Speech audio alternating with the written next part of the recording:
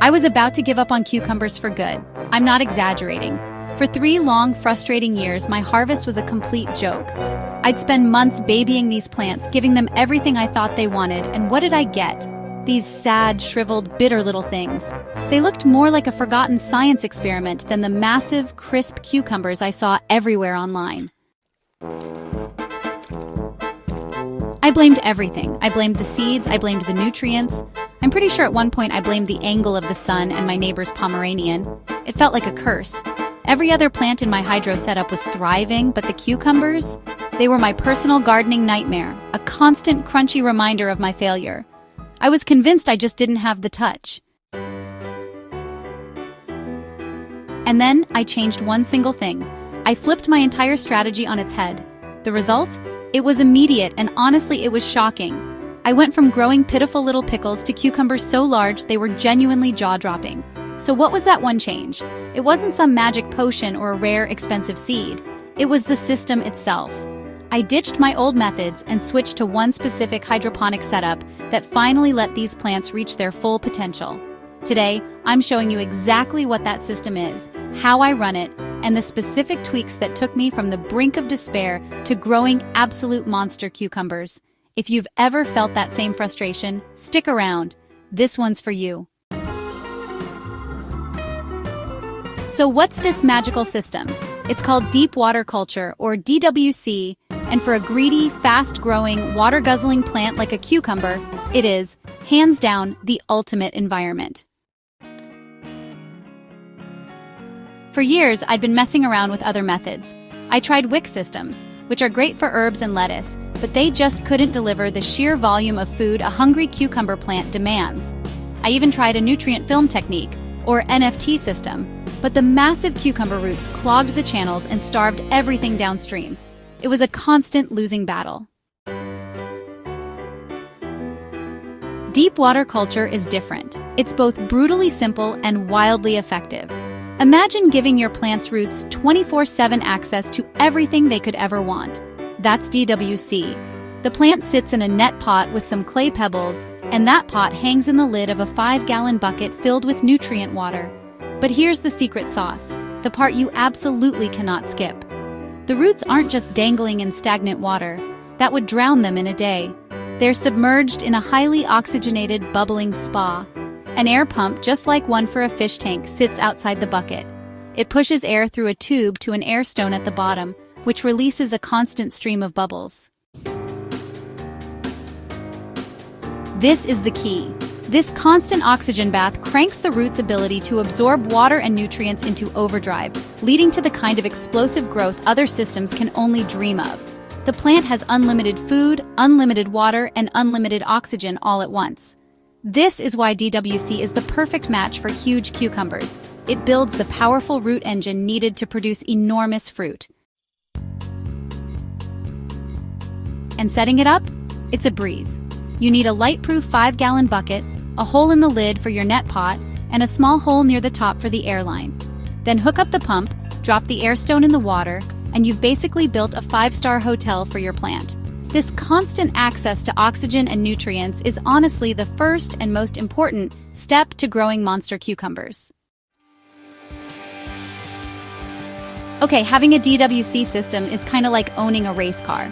It's got the potential, but it's just a nice lawn ornament without the right fuel. In hydroponics, our fuel is the nutrient solution. This is where so many of us, my past self included, trip up. You can't just toss in a generic fertilizer and cross your fingers. Cucumbers are greedy and their diet changes as they grow. You need to become obsessed with 2 numbers, EC and pH. Let's break them down. EC, or electrical conductivity, is just a fancy way of measuring how much food or salt is in your water. Think of it as the strength of your Gatorade. Too weak, and the plant starves. Too strong, and you'll burn the roots, locking the plant out of eating anything at all. For cucumbers, you're shooting for an EC between 1.8 and 3.0.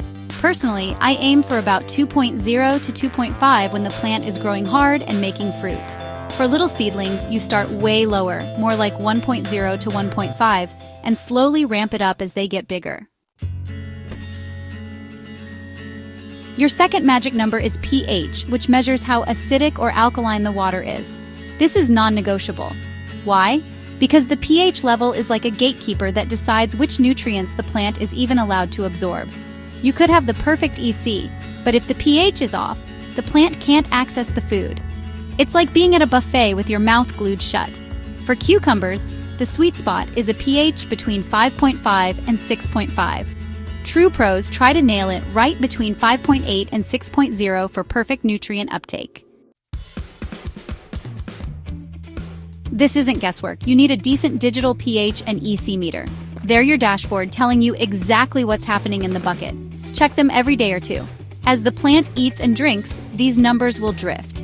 You'll use tiny drops of pH up or down to nudge it back into range and add nutrients or fresh water to keep the EC steady. The goal is stability. Wild swings stress the plant, and a stressed plant won't give you monster fruit. You've got the 5-star hotel and the Michelin star buffet. Now you need to set the mood. You have to create the perfect environment for the plant to actually all those goodies. Cucumbers are basically tropical divas. They crave warmth and light.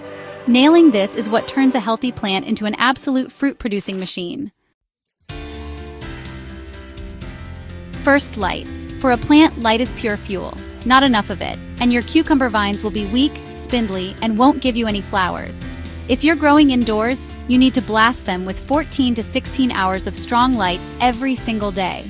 You can get by with fluorescent lights, but I wholeheartedly recommend a good full-spectrum LED grow light. They're way more efficient, run cooler, and give the plants the exact kind of light they need to flower and fruit. When they start producing, they're working overtime and need all the energy they can get. Some growers even crank the intensity up to 20,000 lux. Next up, temperature. Cucumbers like it toasty. The sweet spot for fast growth is between 75 and 82 degrees Fahrenheit during the day.